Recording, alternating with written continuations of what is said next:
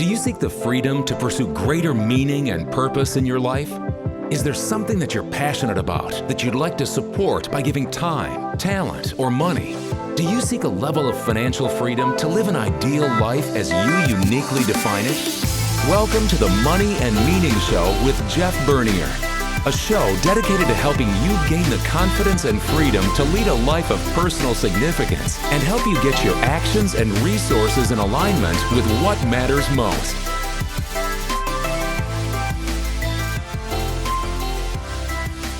Hello and welcome to the Money and Meaning Show. I am so glad that you decided to spend a few minutes with us today. My name is Jeff Bernier. I am your monthly guide and host of the Money and Meaning Show. And as you know, this show is really all about helping you get clear on what matters most. So create some clarity in your life. So encouragement around how to create some clarity around what matters most.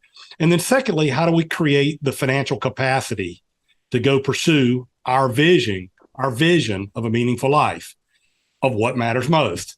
So we try to combine a conversation around means and meaning.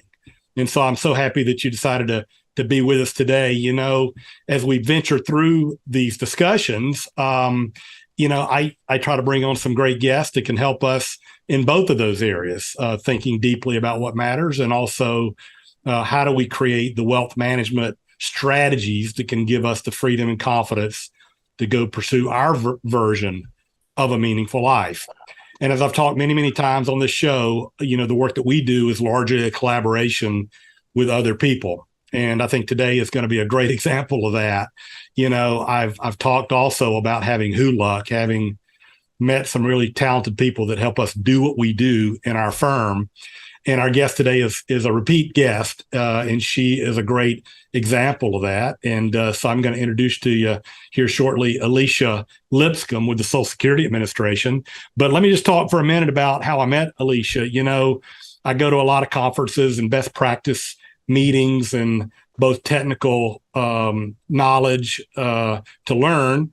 And, you know, years and years ago, I was at one, and one of our organizations brought in Alicia Lipscomb to speak about the ins and outs of Social Security. And she just blew me away, very talented in sharing a lot of complex subject matter around Social Security, but a great resource to our industry. So she has been a repeat guest as well at a lot of industry conferences that I've attended that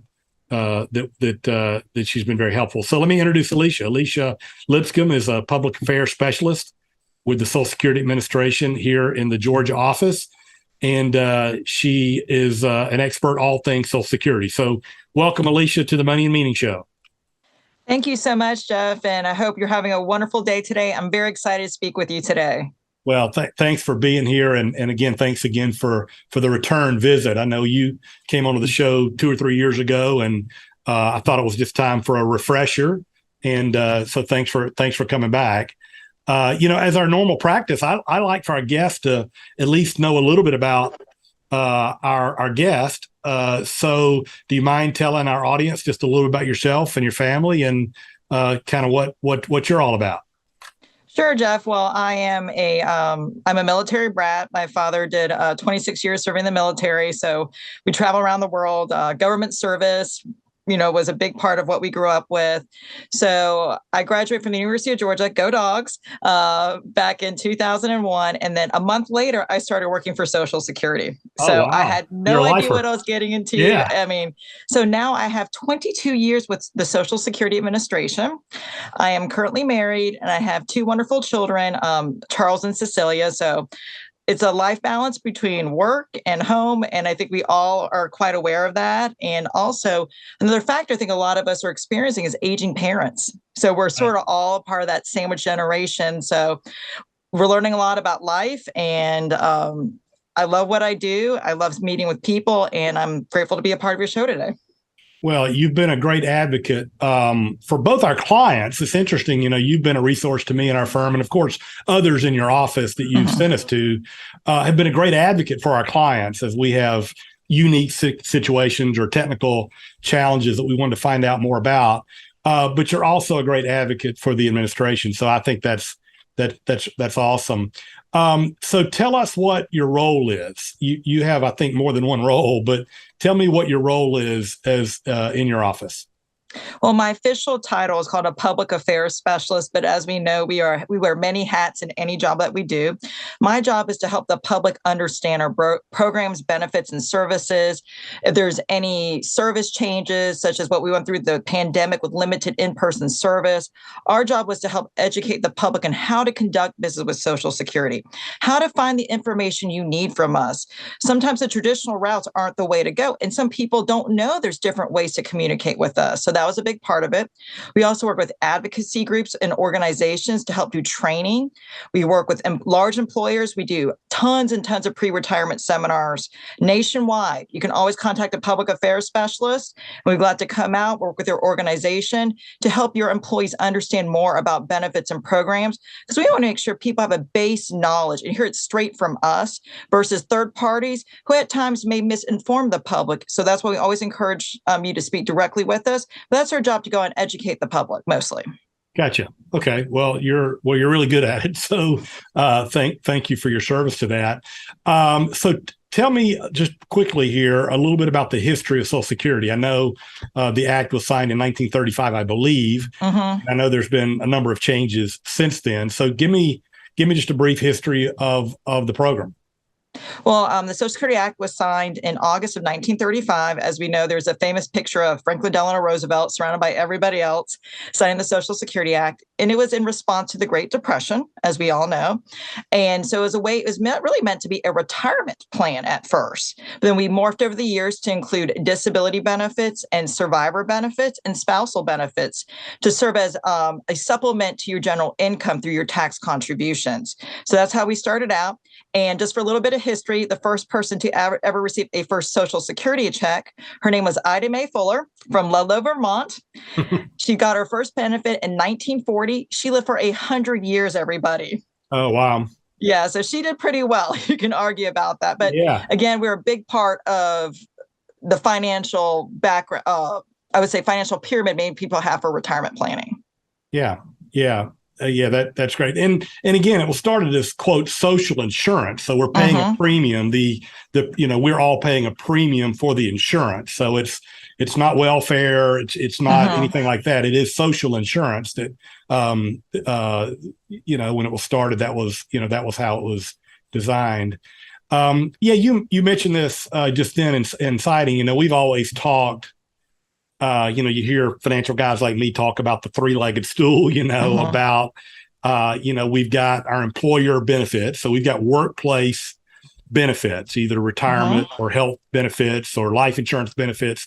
So we've got employer-sponsored plans. That's 1/3 of the three-legged stool, I guess. We've got our own savings and investments that we have control over. This has become more and more important as employer benefits have gotten more defined contribution and not defined benefit.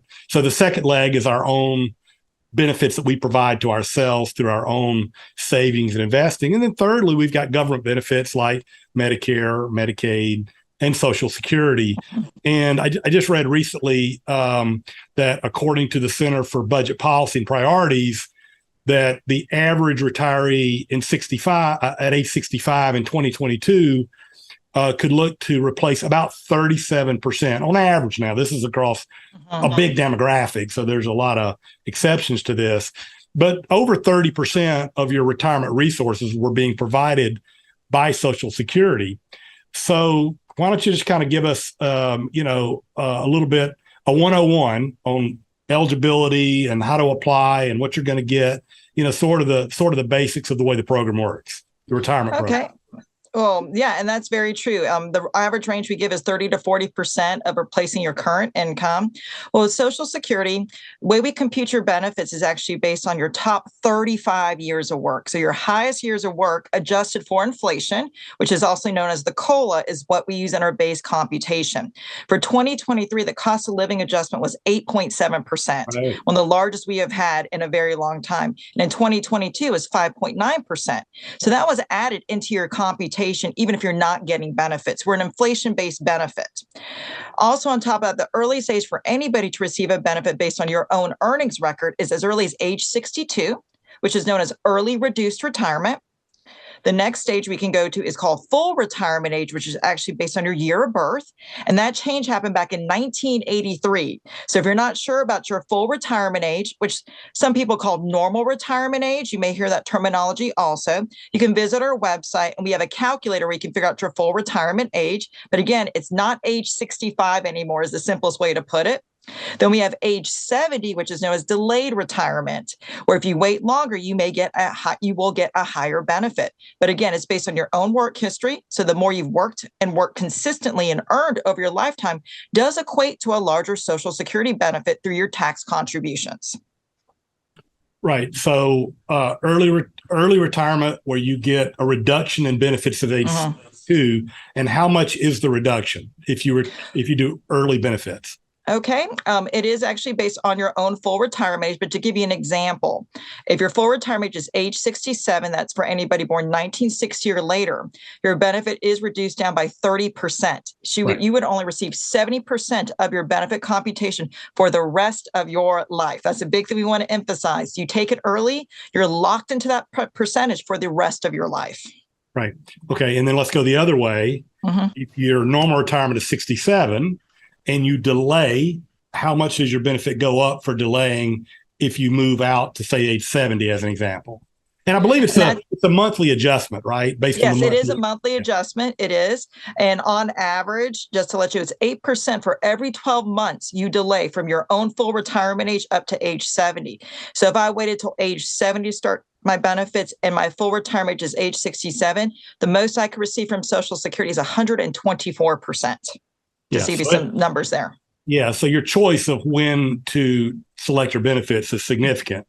Yes. And, many people today, are reluctant to delay. And when you go out to the marketplace and you look at commercial annuities, this is a really, really attractive annuity, delaying. If you think about the decision to delay, for many people can be a really, really wise thing to do, even if you end up consuming some of your capital from age 67 to 70 in order to delay. Now, again, it's not one size fits all. Your health history, your marital status, a lot of things go into it, your risk tolerance, but it can be incredibly attractive to delay for many, many people. But I find a lot of people say, well, I've paid into it. I don't know if I'm going to live long enough to justify delaying. How do you advise participants when they're trying to weigh this decision on taking it early, taking it at normal retirement, or delay? We always first tell people it is your own personal decision, but we always lay out the factors to think about. Number one, if you take it early, you're locked into that percentage for the rest of your life. So you have to take that into consideration. Number two, when are you going to stop working? That is a big factor because we do have a rule at Social Security. If you take your benefits before your full retirement age and you are working, continuing to work, or return back to work, and it's only earnings that are W-2 earnings and net earnings from self-employment, if you're earning over the certain limit for the year, which in 2023 is $21,240, we're going to withhold a portion of your benefits. So that is a big factor people don't realize that could affect their benefits. And we've got a great calculator on our website to help you figure that out. But that's probably the second most important factor we tell people to look at, because we do have some people who earn so much, they receive zero benefits for the entire year. And also, if you wait till your own full retirement age, you can continue to work and doesn't affect your benefits at all. So that's probably, I would say work is probably the biggest factor for people making that decision. And also in delaying benefits too, because if we're going to continue to work, a lot of people say, well, I'm just going to continue to work. This is enough income to support myself. Why not get the extra 8%? So we do see that often. So I would say work is probably the biggest factor. Also, your health is another factor. And some people, they just want to hang it up and enjoy life, and that's their decision, and we can't tell them otherwise. Right.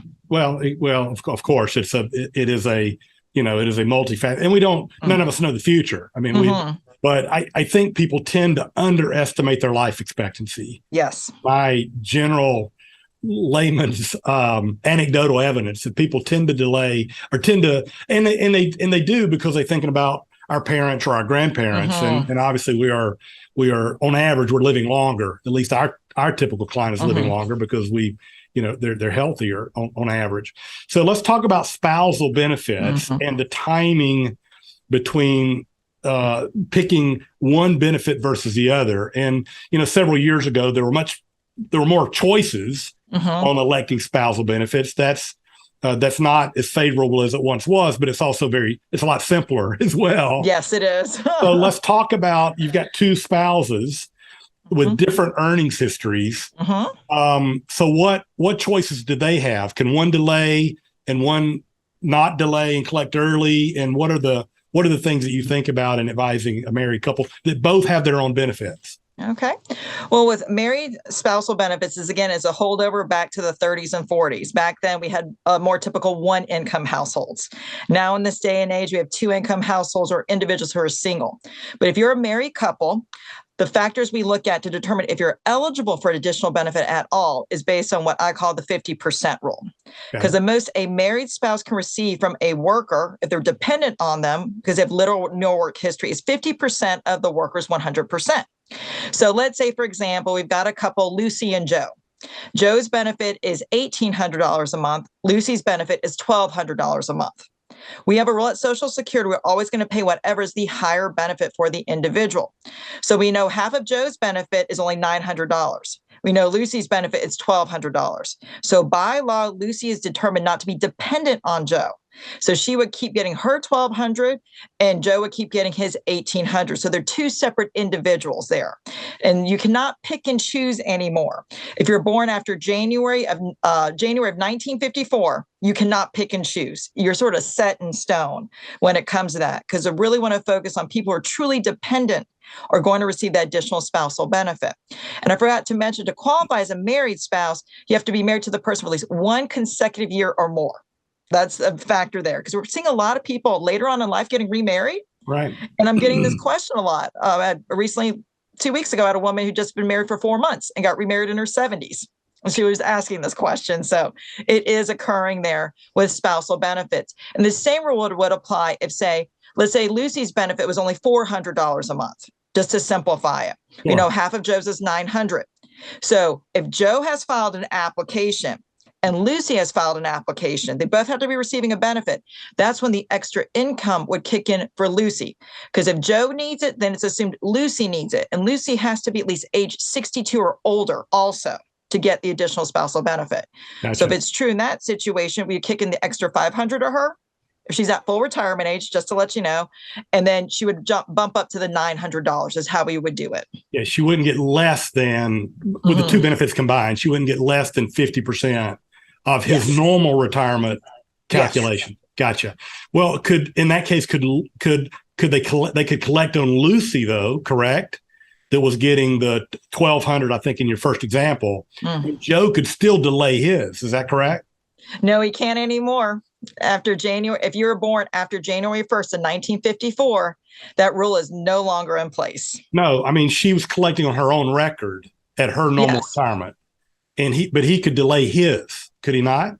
Oh, yes. He doesn't. Yeah. If Lucy gets her own, now I see. Sorry, I thought you were talking about deemed filing. I apologize for that. No, I mean, it's really Joe's choice whenever he wants to file. So he could still delay to 70 and collect hers at normal retirement and let his grow at 8% a year. She would only get her benefit and he could only get his benefit. Right. So she would file first. He can let his go because they're independent. He can make his own choice and then he can switch to age 70 to get the larger benefit. It's really your own personal choice when they have their own benefits. You're not tied to each other at all. Gotcha. Okay. So let's say in that example, Lucy gets her $1,200 a month starting at 67. Joe delays his for 3 more years. Let's say they're both the same age. He starts collecting his age 70 benefit with the delayed credits. Will there be any changes to Lucy's? Actually, no, there would not be any change because that extra 8% that Joe is receiving is based on him. It does not apply to dependents. And that's a really good question, Jeff, to bring up, because that's where people do plan incorrectly and they assume extra income will be coming in. The most a married spouse can receive is up to 50% of the worker's 100%. So that was a really good question, Jeff, to ask about that one. Okay, so Joe delayed till 70. Lucy collected at 67. At 70, he gets a larger benefit. Her benefit goes up because of COLA, because of cost of Right. living, but no other adjustments. No other adjustments. Yeah. And if Joe passes away after 70, what does Lucy get? Lucy's going to bump up to Joe's amount. There we go. So His she'll bump up age 67 amount or his age 70 amount? Age 70 amount, what they were receiving when they passed away, what they were eligible for when they passed away. So that's why having that conversation when to start receiving benefits is critical. Right. Because if Joe took it earlier, Lucy would have, been stuck with a lesser amount for the rest of her life. Right. So that's a part you have to have that conversation. So delaying can also be a really good thing in terms of survivor benefits. Yes. For the spouse. Yes, absolutely. So it does give you some things to think about. You helped me with a case a while back. How does we just talked about survivor benefits. Can you just talk briefly about disability and survivor benefits through the program? Sure. Yeah, definitely. Well, we at Social Security, if you're an individual, who's found disabled per the Social Security Act, which is a very strict definition, or you must have a condition that's expected to last more than 12 months or result in death. Now that you've been out of work for 12 months. It's a very strict definition. And when you have somebody who's currently receiving Social Security disability benefits, we consider them fully retired because they have the inability to work. So if I had a customer who is 59 years old, currently receiving Social Security benefits as a disabled individual, they're getting their 100% now. They don't have to wait till full retirement age. So if that customer passed away and they had a spouse who, say, for example, is age 60.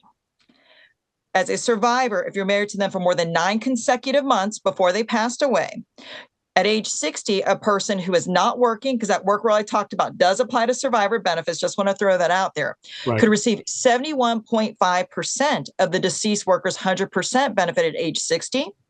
If they wanted to wait till 62, it's 82.5%. So as you can see, as we get older, the percentages increase.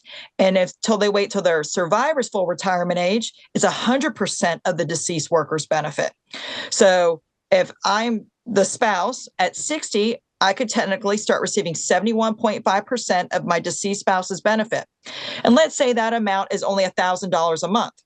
My own Social Security benefit at full retirement age, let's say, is $1,000 a month also.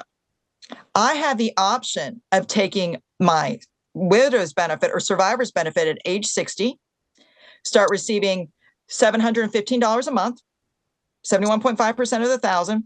I can receive that for the next 10 years. And during that time, me as a living individual can put my benefit, I say, put it in your back pocket and let it grow and grow and grow. Then I could switch to my benefit at age 70 and get 124 to 132%, depending on my full retirement age, of my benefit amount. So the living person has the option of delaying their own benefit and then taking the reduced benefit from the deceased worker. And the easiest way to figure this out is look at your Social Security statement, go online, create an online account called a My Social Security account. Look at your Social Security statement. You're going to look at your age 70 amount and compare it to your spouse's full retirement age amount or 100% amount. So that'll give you an idea. If so-and-so passes away first, this is my option. Gotcha. But let's say my benefit will always be less.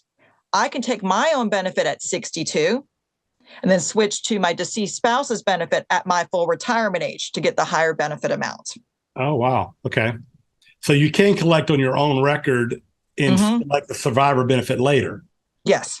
Okay. I was not thinking about that in the case that we had. Okay. Well, that's very interesting and helpful. Yeah. And so the key takeaway there is you can collect a survivor benefit and still delay your own benefit if that's beneficial to you. Right. Yeah. So very, very helpful. I know we have a number of people that come visit our firm after they've made a decision, sometimes recently because they're in transition. I know back previously you could do a do-over. In other words, if you decided to change your mind, is that still a possibility for people that say, look, I'd normal retirement 67, instead they start collecting at 64 for whatever reason? And is there any option to change their mind and go back and delay it? There is actually the withdrawal of application is what we call it. You're only allowed to do it once in your lifetime within 12 months of filing your application. The first month you received a benefit. We saw this actually in the beginning of the pandemic where people lost their jobs. They were 63, 64. They weren't sure about another job. So they filed, started getting benefits. You'll fill out a form. It is available on our website. It's a withdrawal form, the SSA 521, I believe.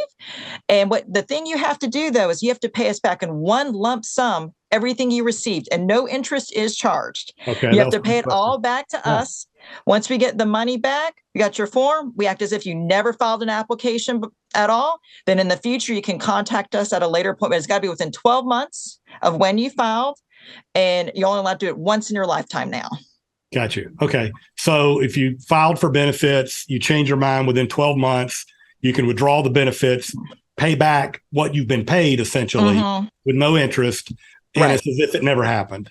Right. Okay. Oh, and another factor with that too, I forgot to mention, if you have a spouse who's getting benefits from you, they also have to withdraw and pay everything back they received too. So that's another factor we've been seeing a little bit. Okay. So you can't withdraw one and not the other if there's a spousal benefit being paid. Gotcha. Okay. That makes perfect sense. Okay. So the last thing is, a lot of people are concerned about the solvency of the program. There are a lot of headlines. I know the Social Security Administration's trustee report comes out every year with projections and estimates. And of course, the CBO has put some stuff out recently. And it raises a lot of concerns for a lot of people. And, it's a political discussion as well as a math discussion. The math is pretty simple. I mean, there's going to be a problem if something doesn't change. We talked about changes that have been made in the past. You talked about 1983. I think there were some changes that have made where the normal retirement age moved from 65 to 67 for some of us, as an example. So there are changes that have been made in the past, but I'm just curious how you might answer someone at one of your workshops that says, I don't trust the system. The CBO says we're going to be out of money in 2033. How would you answer that to a concerned public citizen? We always explain to them, as long as somebody's paying the Social Security taxes and the Medicare taxes, they'll have to figure out a way how to distribute the coverage to everybody. Based on our last trustees report in May of 2022, the Social Security Retirement Fund is able to pay out benefits till 2034. And then after that point, it's only 77% solvent. People sometimes misunderstand solvency. They don't understand it's like not all the funds are gone. It's the fact of how much we can pay out. And as you mentioned back in 1983, that was a huge, huge legislative change that kept us going. The Greenspan had a commission. The Greenspan Commission got together. The big debated. bipartisan committee got together. And because of that, even with recessions, the baby boomers, we are still going strong. The big factor people just don't think about is our demographics as a country. I looked at some numbers. 2020, we have 56 million people right now who are 65 and older. Wow. In 2035, it's going to be over 70 million people 65 and older. Yes, math. Yeah. It's just math. It really is. And we always remind people it is to speak with your elected officials about your concerns, because back in 1983, they made the changes that were necessary to keep us going. But we will always be there for you. It's just there may be a change in how much we're able to pay out. But at this time, there are no changes. And we want you to remind individuals that, think of us as a part of your plan. But also, if you have any concerns, speak to your elected officials regarding that, because we're going through a major demographic change in this country. The number of workers to recipients is switching drastically. We're having less children. So there's a lot of factors that we can't deny are about to happen. But again, we are still solvent through 2034 as of now. And it'll be interesting to see what our trustees report for 2023 will be when it comes out in May. Right. Yeah. And you mentioned that in our sort of our pre-call chat about the pandemic and there's, because obviously, a lot of things have changed in the last 2 or 3 years. I think your trustees report that had the 77% number, while that's not anything anybody wants to hear, that's not the end of the world either if we plan for it. I think the challenge is, are there other unforeseen things down the road? But again, the point I think we take away here is that it is called the third rail for a reason. It's popular with all of us because it's been an important benefit to all of us. And the thing I typically say is, look, it's an embedded benefit that we've all grown accustomed. It's unlikely to go away, but it may have to be tweaked in order to pay the benefits that are promised to the next generations. And so we have to be adults about this at some point and do what's necessary. But 77% funded is not zero. So it's not quite as dire as it may sound. But we do have to be adults about it, I think, as a country, and make these changes, or at least start having the debate in a healthy way, which right now is very difficult with the political environment. But this has been, as expected, a lot of information in a short period of time. But you're terrific in communicating some of the basic rules and the things for us to think about, Alicia. Is there anything else that you would like to share that our audience might find helpful? Definitely. One of the most important things we want you to do to start your basic planning, like Jeff mentioned, planning is so important for your retirement, is to go online to our website at socialsecurity.gov. We just revamped it, so it does look different if you haven't been on it in a couple months. We want you to create an online account called a My Social Security account, because that is where you can get your Social Security statement, your basic planning tool, whenever you want to. You don't have to wait for it to come in the mail. You can save it as a PDF. You can print it out. You're working with Jeff, and so you've got your statement available for him to review over it with you, or any of your trusted resources you use. We encourage you to do that first. Second thing we have is a new retirement calculator within your online account. A lot of us may be 10 to 15 years from retiring. We're in a pretty steady job. You can add in what you think you're going to earn the next 10 to 15 years. And the best part is you can create multiple scenarios within the calculator, a certain age point you want to be at, or a time point. So please take advantage of the My Social Security account for planning purposes. And once you start to receive benefits, you can change your address, your phone number. It's February right now, so we're in the middle of tax season. If you've lost your 1099 from Social Security, you can go on the online account and print it out. So we have a lot of services we're continuing to add, including replacement Social Security cards online, which is the number one reason why people visit an office. Please take advantage of that and use that My Social Security account. It is a secure online portal, so we really do encourage you to take advantage of that. However, if you ever need to contact us, you have two different ways. You can, through our phones, we have our national toll-free number, which is 1-800-772-1213, or you can contact your local servicing office by visiting our website, go to our office locator, and type in your zip code. We answer phones from 9 a.m. to 4 p.m. Monday through Friday, excluding federal holidays. The key part is visit our website first. We've got a great frequently asked questions section. Take advantage of that, so you're not sitting on the phone wondering. It's straightforward, and use the tools available on our website through our calculators to help you make an informed decision. Very, very, very helpful. And again, thank you for endorsing planning. I think what I want to communicate to the listener is, if you are moving in, as you're planning for your retirement, you need to do multiple scenarios to see which one benefits you in your unique circumstances. I'm not totally objective about this, but I would encourage you to use an advisor who's up to speed on some of these rules and can help you model. You might find that a value, and there's obviously great sources of finding great advisors around the country if you're not in our area.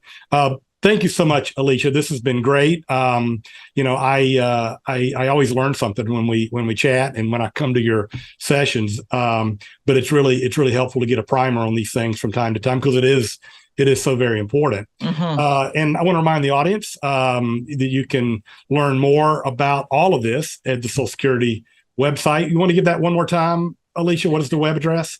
It's www.ssa.gov or www.socialsecurityspell.gov. We use both websites. The official government websites, always remember, end in .gov. We want to really emphasize that part. Yeah. You got to be careful you're going to the right side. So .gov is really, really important. So anyway, if you want to learn more about this, please check out that website. As you all know, you've heard about it many, many times. I had a book that came out last October called The Money and Meaning Journey. I touch on retirement income planning in the book, and a small section on Social Security, but You can check out the book at jeffbernierauthor.com or at all the online retailers, Amazon and so forth.